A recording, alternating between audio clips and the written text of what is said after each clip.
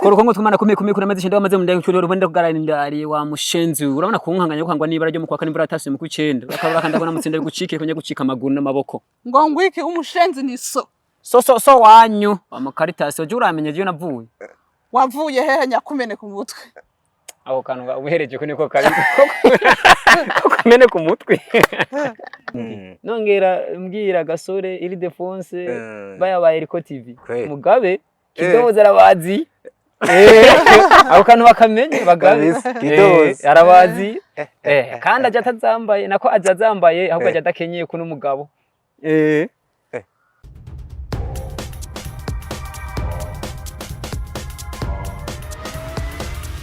This is Flash TV. We shine to progress. Yes, alright. Tubaramutse kandi aho muherereye hose twizere yuko mumeze neza. Natwe turashima ndi kumwe n'umuhungu wanje Ireritazo niwe abayigarukiye ku image.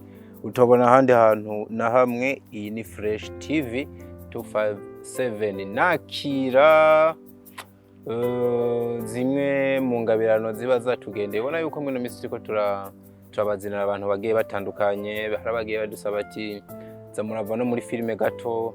Impamvu turiko tabazanira abaririmbyi tukabazana n'abandi bantu baba bakora ibindi bintu bitandukanye. Of course baraza kwivuga banabivuge baza kumenya ibindi byinshi turabaramukije cyane.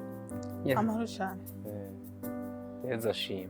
Amen. Change salamu alaykum. Alaykum salam. Bwana Yesu asifiwe. Amen. Habari za ghetto kuba ntuze kuba celibateur. Bavanga habari za ghetto. Habari za ghetto. Aho se nyine nariko ndashakisha indamukanyo y'amahoro ishobora kuba ibabereye. Ubu namwumvise muri Yesu ashimwe cyane gusumba nawe nakumvise muri habari za ghetto. Ako kano kanyuma niko kabi. Ni naho kazanye je nako narinzi ndakamenya ahubwo nuko ndi mu bantu bafata n'ingoga gusa. Mwidondore rero abantu badukurikiranye. Ego bo ku mazina je nitwa Emery Ndabarushimana. Ariko haba mu isite cyangwa handi hantu hose haba mu bikorwa nkora banzi ku izina rya Mr Kidobozi aka number 1 02 hero. Mr Kidobozi aka number 1 02 hero the fighters kyo F 02 kubera iki iyo ho uyipronounce nk'igifaransa kandi numva ari icyongereza ni ahubwo si ho ni F kyo F oya avuga ngo 02 voilà 2 hero 02 hero nyene ndiko ndashaka kumenya impamvu upronounce nk'igifaransa kandi ari icyongereza ni icyongereza nakabijya kawe nyene ko ngaho voilà c'est ma style 02 hero kandi wavuze ngo ni the fighters kyo F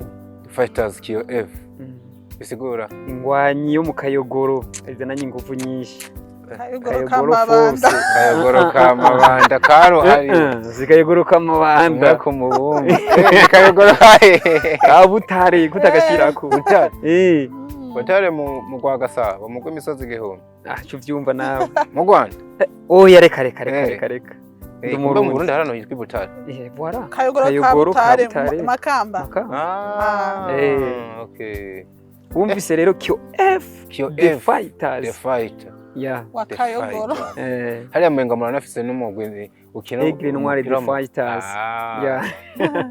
muri mwega babirinde yakivyo wundi niyo wesp kuri Aigle Noir ajo pense baranyivye kuko nakakera je kuko ijyayo yije vuba oya baranyivye kabisa kurundi ruhande twakiriye inkumi cange yaraza kutubwira uziko umuntu ashobora kumwita inkumi mukabifa kana kwitwarira no muri senta kandi ari umuma. Okay, je nitwa Audrey Tuyisenge. Hama nkaba ndumudami. Umudami. Yego. Wow. Okay, nkaba ndumumambire wo muri Warubizi. Uno musi tukaba twaje ngaha aye kugira ngo duteremane nawe. Kabisa. Yego. Uze ko kano ko kuba umumambire wa Warubizi nakibagiye nka kumenga ndige. Yakuvugi. Ego, merci beaucoup. Ego sha. Ufise abana bangahe? Oya nta mwana ndaro. Nta mwana uraro. Ego. Imana niyo kugirira ubuntu utegekanya kubyara bangahe? Mu byo plan. Tuzumvikaye n'uwo twubakanye. Ni mworenza bangahe? menga ntimva ko menga womenga arazakubandanya tubyumvikanye na Mutama ati batandatu barakwiye oya je kuciyumvira cyo gwaje na batatu barakwiye okay kubera ko kwiza 12 cyangwa unabarenze mushire mu ngeri ico Imana yavuze ati genda murondoke nk'umusenyi wo kunyanja ari ubahare 12 ni benshi cyane kandi ubuzima bw'iki gihe nukuvuga yuko uvyaye 12 hari n'igihe bakunanira kurera ariko uvyaye bakeyi urumva naho byo bigoye wogerageza wiyumvira gute kino kintu bigenda gute usanga umuntu afise umuryango w'abana 10 arabayeho bose arabigisha amashuri meza barafungura neza ariko ugasanga umuntu afise abana 2 ari mu bukene butagira uko bungana bivana n'umuntu bivana n'uburyo bw'umuntu kuko tuvuge nk'ubu uye wowe urashobora kuba ufise ibintu nanje ntabigira rero nukuvuga yuko ni nkuko umuntu afise abana 12 ashobora kubura ivyo abaha wa wundi wa 2 akabironka iyo ni nurundi ruhande nawe ushizeko rero nico gituma uwo oye asanzwe na mata abavyaye amasoro asanzwe afise ibintu kandi afise n'abana benshi arabigisha amashuri meza arabagaburira neza urumva nyene Imana ntitanga kumwe kidabuze uciyumvira ko gute ico kintu narimvuze ndakivuga mfatiye ku kantu sinzi ukumvise akantu yatangiye avuga ngo ubuzima bw'ubu buragoye ari nayo mpamvu ategekanya kutarenza 3 hanyuma nese nibaza ngo wa wundi mwa kino gihe nyene kigoye ashobora kubarenza akavyara 10 ariko ugasanga mbere afise ubuzima bwiza cyane kabisa unarenza umwe yavyaye umwe ako kantu wiyukimvire kubonaga ari ikintu yavuze mu ntango ati biravana ntiwashotse utahushye yashaze kuvuga avuze biravana en fait urabona ushobora umuryango umugabo n'umugore afise abana 12 me barondeye kera bafise amafaranga natwe ugasanga iyindi pare ni yundi muryango w'abantu bakeya mugabo bagihigisha kubaho bakifungura bagiye kuri kiyede bagifungura bagiye kuri imirimo itandukanye urumva aho ntosho bagereranya urya byaye benshi kubera ko yabona ati ejo nta mwana wanje azokwishwa n'inzara hirya yejo nta mwana wanje azoreka kukiga uyu nawe kubera avuga ati je mu kurya njya ruko ngiye mu kiboyi Prito sorry njya ruko ngiye mu kiyede ako niko kabi jewe mu gufungura fungura ruko nirukanze acha avuga ati none ni gute ntegura akazoza k'abana banje mu myaka 10 iri imbere cyangwa mu myaka 20 iri imbere size rero reka ndonke baki ndonke n'ukurunda birukira igihe rero Imana izohezagira nanje nkaronka ku yindi nivo nzaho byakongereza bivuze turi kuri wewe reka niwe byahere bivuze ko nkeje Imana guhezagiye ukaba ufise ibyo byose yari karadondaguye baba 3 wabarenzako ukanabakwiza 3 oya ndengeje ko norenza ko nkumva yego gatwenda mwunganiye hariho n'iyindi mpamvu imwe gahunda ya leta burya no kubaha amategeko y'igihugu ni vyiza cyane iratwemera yuko ako leta ntabwo nta tegeko irashiraho ivuge ngo rirahara ahubwo ntirirabafose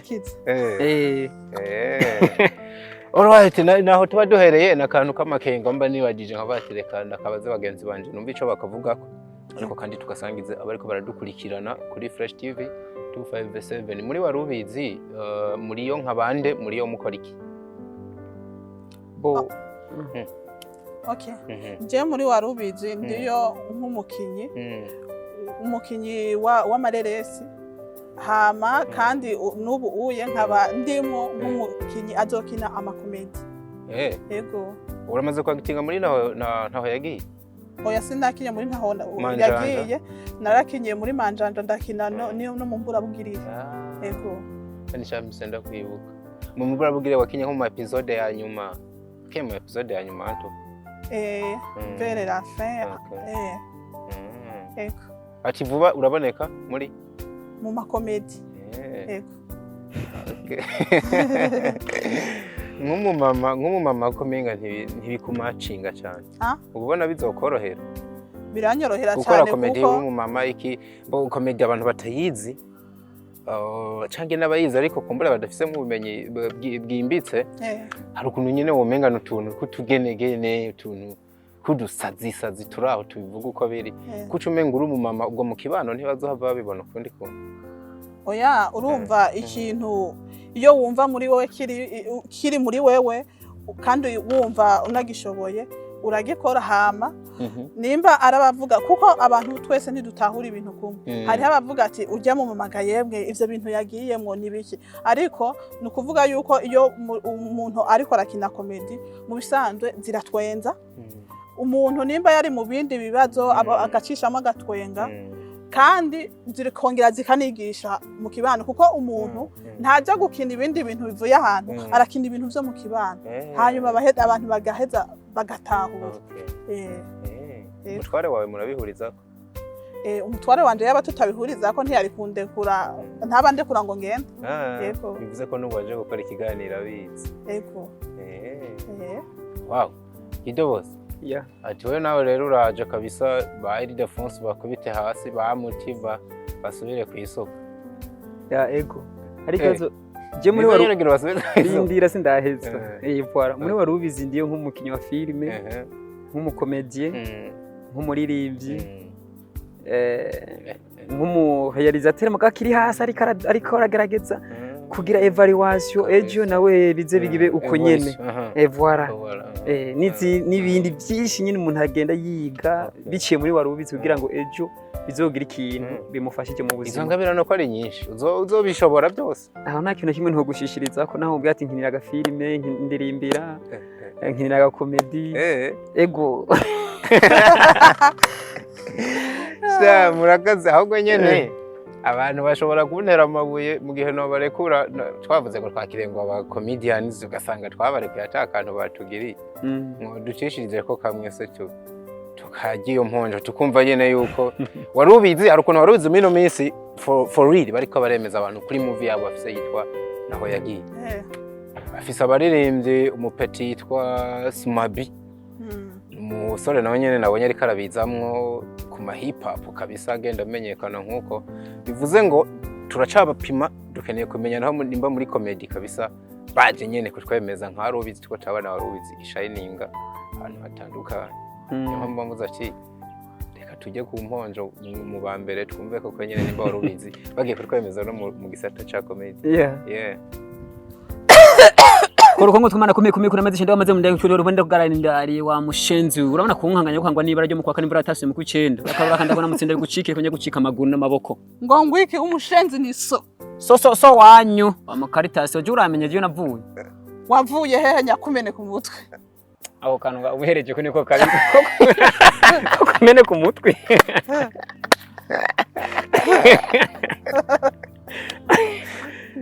Ako kantu gaciye kansinda kabisa. Yangiye mu ntwengeje nayo nashavuye. Nayo nashavuye ashasi ntwengeje. Kandi aho nanitegeye guhava ntwengera nubwo ariho ntwengeye. Ni atari. Ibyo bituzi. Kabisa. Ako kantu se mukimvira ubunyene cyane nakantu gasanzwe gahari bazobona. Oya nako tuyumviye ubunyene. Naka nyene tubije uko nyene. Mani wararagi nibigeze uragira. Bokuragira. Ubu tuniganira cha comedy wa. Oya uzimambo. Nituri muri historique. Uzuntu mino muri historique y'ubuzima bw'umuntu. Nibigeze uragira inka kabisa. Ari ibintu twita imiko mu kera hariya hejuru. Nako bimenya utaciye nyuma y'ubusho byaba bigoye uravuze ibintu kabisa ndatinya. Yego ndabise n'uwase ubu. Babireke bavyumve. Uririmbye naho mba numva nka hip hop menga wo buyizi cyane. Kubera hip hop irafise ikintu ifana n'ivyo bintu. So ibikorwa byanyu rero mwatangiye kubikora canke byaragiye no hanze niko tutarabibona. Yego hama ibikorwa byacu twaratanguye kubikora. Turi ku kivi mu ndwiza komedi za mbere ziraje hanze sinzi ko iyo nyunganira nimba no nihenze kandi umuntu ahubwo nabonye ko menga barabizi cyane ego nihenze no kuvuga yuko twe turi ku kivi ama komedi amwe twaramaze kuyakina muga ntaraje hanze mu ndwi itangura turibaza neza yuko ashobora kuja hanze abantu mukaza murayakurikira ego kabisa azoca kuyihe channel warubizi movie warubizi movie nyene yeah yego kabisa. So muravye rero warubizi nkuko kwego tevuga bafise amashami menshi bariko barasupporting ibintu byinshi bisaba uburyo ntawo bihakana kuko yaba umuziki yaba filime n'ibintu bisaba uburyo bwinshi. Murizeye namwe muravye ingufu bariko barabashiramwe yuko ibintu muriko murakora muzohava mugera kwihangiro nyamukuru mwihaye cyane gose. Ego ni iki kibatera kuvyemeza? Reka ndagutera izihe nguvu? Reka ndagutera reka ndakubwira ikintu. Bugiye umuntu akwemereye ati wotegura iki cyangwa propose gutegura iki ukabona mu ntango ico kintu munagiteguye n'amahoro kiraheze nubwo kiba gitarahera nyene kuko comedy ntizihera mugabo igikorwa ca mbere muteguye kirarangiye munapanze gutegura ibindi nongera mbwira Gasore ILDEPHONSE bayabaye Eriko TV mugabe kidoza arabazi abo kantu bakamenye bagabe kidoza arabazi kandi aje atazambaye nako azazambaye ahubwo aje adakenyeye kuno mugabo ako kantu akavuze ngo mvuze nti kidoza atazambaye nako nje ntazambaye nako ndazambaye kuko bagabe sinje nkenyeye kuko sindi umugore ndi umugabo nje nambaye voilà bitegure babe barigirwayo batubisire new generation musaza ko menga ayo mazina ndondaguye arakomeye wa mugabo we kuyanyeganyeza biragoye muri no industry. Nibihe bigwanisha uje witwaje uvuga ati aha naha je ndabona yuko tegerezwa gutobora? Umwete cyambere n'umwete. ILDEPHONSE so won how afise gufite umwete no kuwushira mu ngiro biratandukanye. Burya n'umusaza arafise umwete mugabo se nikakumubona mu rusengero niyo mpamvu nyene n'abandumva baba ufise arafise umwete kuwushira mu bikorwa. Nk'ubu je ndakubwiye nti nije wemera umuhungu wa Dorotene na Frederic umuzukuru Priscilla Kadena bazakonze kuri zakira timwe kiba kuri mwene mbandanye ILDEPHONSE ugabe ndakuburiye oya bandanye abantu babandanye uri kandi bivuge witonda ni wewe nde wo kwande uriya wo kwande ubandanye twumva. Nije wemera ndabarushimana umuhungu wa Dorotene na Frederic umuzukuru Priscilla Kadena bazakonze kuri zakira timwe kiba kurava ku mutima nyurwa se muri Mekasi na je nakundukize kwa handi gushika nandi kama kawa aka number 1 number 2 Batukaniye Mr Kidobozi 02 hero kyo F madame ntukangutse oya usanzwe ndamumenyereye sanzwe ndamumenyereye numva ukuntu yivuga amazina ko umuhungu ashobora kuba afise mu mutwe hatyaye nibyo kabisa nibyo haracoroshe. So mugiye rero kuboneka muzobonekana muri kumwe ni nka collaboration n'ubundi muri warubizi cyangwa umwe wese bazozamusohorera igikorwa cy'uyu nari mvuze nti nk'ubu comedy ya mbere igiye gusohoka muzoba muri kumwe nka groupe canke umwe wese haraboneka yiwe umwe wese n'ubundi hazihaboneka igikorwa kimwe uvuga ubu mvuga mwebwe babiri okay canke nimbaro n'abandi nabo nyene mu batubwiye en fait hariho abandi turi ku munsi ubwo turi babiri gusa tugize akantu kakagwi ego turiko turakora twarakoze sikiye ko dusohora ugatangura kwitwengera ugatangura kuryoherwa kimwe gusa mwibuka kuri warubizi je ngo masemerera kuri warubizi muvi kuri YouTube kugira ko akane kameze ngakengere hajya usanga hanitse ati toute personne voilà mu cyongereza bisha bincanga kuko cyanda kugira nagize sabara karayiti ibintu ego ati babe barabigira umenga warufise ikintu bagira uvuga nariko ndavuga ibi yaravuze turi kumwe n'abandi kandi uye turakina hari gihe usanga dukinana hari gihe usanga tudakinana urumva muri aba bariko baboneka muri ntawe yagiye ntabashobora kugaruka n'ubundi muri zo comedy muri ko murakora nta mazina arimwo muri iryo filime dushobora kubona yagarutse muri comedy. Bon fait muri ntawe yagiye umuntu yakinyemwo akaba ari no muri comedy muzo turiko turaturuna amfete rega ntaho yagiye ntirahera uvuze muri ntaho yagiye ntirahera oya tuba tuvuze kugeza ubu hano ama episode ageze voilà kugeza ubu umuntu amaze gukina muri ntaho yagiye akongera agakina muri comedy ni Mr Kidobozi okay muri ntaho yagiye yarakinyeyo no muri comedy arimo mugabo ntibisigura yuko aba bandi turiko muri comedy muri ntaho yagiye ko batarimo barimwe ahubwo bo episode zabo ntizirashika uyu wose arimo n'abandi benshi barimwe gusa ntibarashikirwa episode zabo ziracari voilà comedy zanyu rero zigiye kuboneka zishingiye kuki komedi zacu zigiye kuboneka akimfashe. Komedi zanyu zifatiye kuki? Komedi zacu sinzi ko hatari ikibazo. Ni ukuvuga ngo hari abantu bakina ugasanga bariko baravuga ku ntambara, hari umuntu akina ibintu ugasanga ariko aravuga ku rukundo, hari umuntu akina ibintu ugasanga avuga ku bukunzi bw'inda. Ivyo byose ni ibintu n'ibindi byinshi usanga biri muri society. Mwebwe neza na neza zigiye kuza zicaye ku buhe butumwa?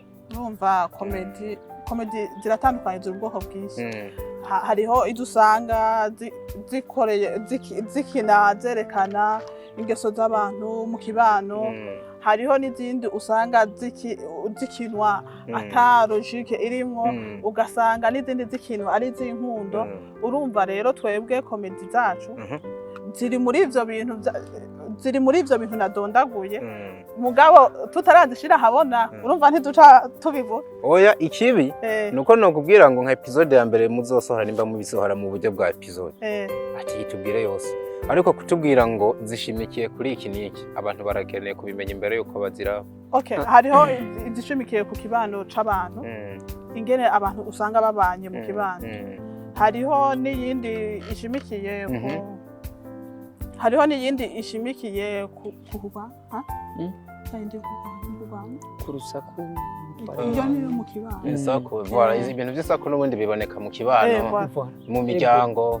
Ngerageje kumunganira komedi zacu turiko turakina zifise impanuro ku buryo twebwe ukuntu twanditse nko muri warubizi, sinzi ko warubizi umaze kuraba ukuntu ishaka abajene bazoba bameze muri kazoza. Muri warubizi ntidushobora kwifonera ngo duje kwitire dufone ibintu bidafise mana yake na mana yake, bidafise vaevye. Ni kuvuga dutegereza gukora ikintu gifise impanuro, basi zo hanura ugwaruka muri ensemble canke abapapa canke abamama. Ni kuvuga komedi zacu nka komedi zizosohora hanze muri iyo ndwiza azoba ari komedi zifise ishingiro, guhanura mwa misore mwe mukunda ubuhehesi. Attention ba voilà, ntumbaze byinshi ibindi birenzaho ibintu nk'ivyo tu. Aho urumva mugiye gukoma mu nkokora abantu usanga bari muri ivyo muri ko muravuga by'ubuhehe. Bige kwiyubaha, bige kwiyubaha. Umuntu niwe yiyubaha, sinakaza kukubaha. Umuntu akubaha uko wewe wabanje kwiyubaha. Voilà. So ihangiro nyamukuru rero zizo komedi ni ugutwenza abantu. Dufate ko ari ugutwenza abantu. Oya, si ugutwenza abantu gusa, ni ugutwenza abantu hama zikongera zikigisha abantu. Nimba mu kibano abantu bari babanye nabi bagahindura bakabana neza, intumbero ya komedi ziratwenza. Ico ni cyambere, hama zikigisha, hanyuma abantu bagaheza bakagira no kwita conclusion. Urumva bya bintu bagaheza bakikosora. Muca mubona rero nko bigihugu kizobikuramwe iyihe nyuma?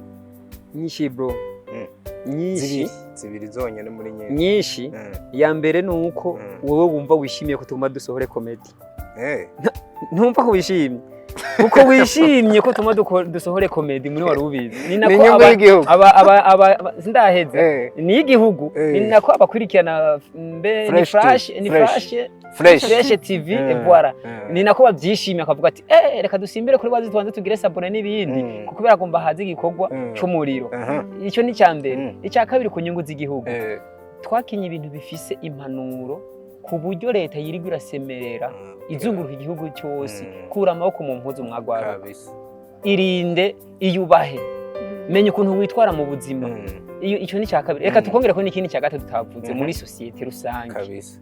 Ni gute ikibano kimeze, ni gute ikibano cyobana mu mahoro, ni gute bobaho bumvikana, ni gute mu Burundi two kwisanzura buri umwe wose n'ibikorwa byiwe. Utibagiye rero no gutwenuka kumbagara.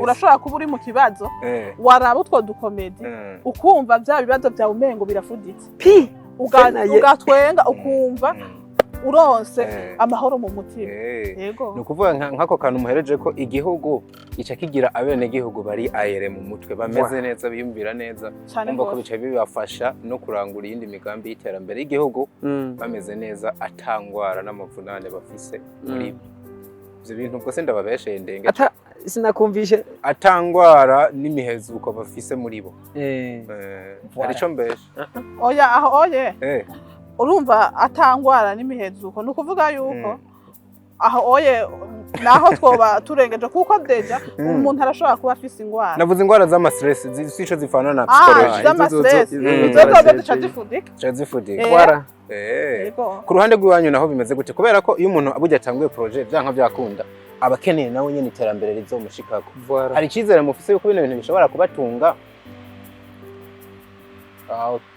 ego hama urakoze ni kuvuga uramutse uvuze uti ngomba nkore igikorwa ntushobora kwiyumvira gukora projet cyangwa igikorwa utabonamwo yuko nawe imbere yuko bajye bazotwenga nawe ubanza utwenge haba mu buryo bwo munda no mu buryo bwo kumva kunezerewe voilà ego bisigure yuko nakazi ego tunashimira cyane abarongozi ba warubizi kuntu ariko baratwitwararika tunabakengurukira cyane aho muri hose warubizi TV guhera kuri DG ndetse mvuze DG ni directeur général directeur technique assistance n'abandi bose aho muri mwumve yuko warubizi komedie iradugije amaboko ivuga ati ni muramberambe ni mukomere kabisa ego warubizi komedie binakunze barabibona barabizi barako baratubona bongereze dukorane inguvu noneho sino kuri ndavuga bongere barabizi yuko ari nkenerwa mu buzima bwa misi yose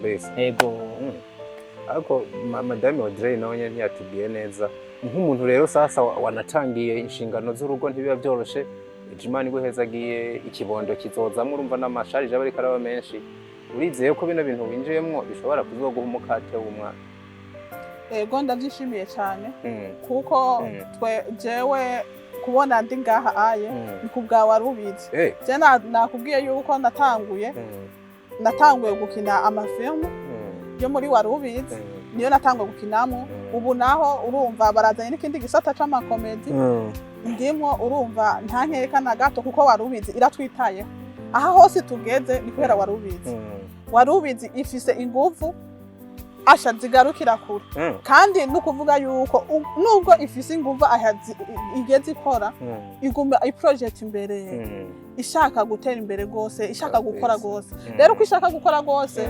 natwe abamambre niko natwe tuguma tugira ingufu turi nyuma yabo rero nico gituma atankeka yuko umuryango wanje ushobora kubaho natwe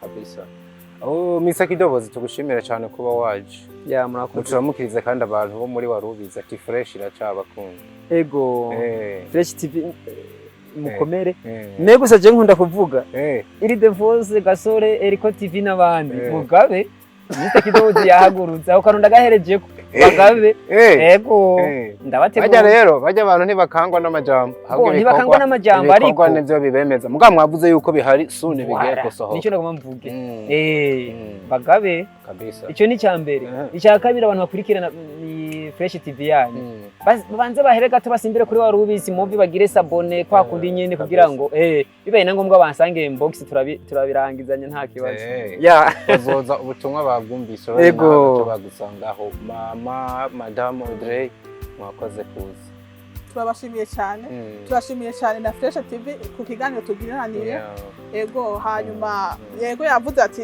mudufashe kugira ngo bagire sabone mutibagiye na partage ego kugira bishike kuza sawa Fresh TV turabakengurukiye wari umunezero ku bana namwe tubashimire namwe bantu mudahengeshanye gukurikirana ibiganiro byacu nkuko bariko barabivuga biba ari byiza ko mubisangiza n'abandi kugira bibonwe n'abandi bantu benshi nimba of course bibaryohera kugira tubandanye tuva mu bwiza tuja mu bundi turabakunda cyane guys hasta la vista.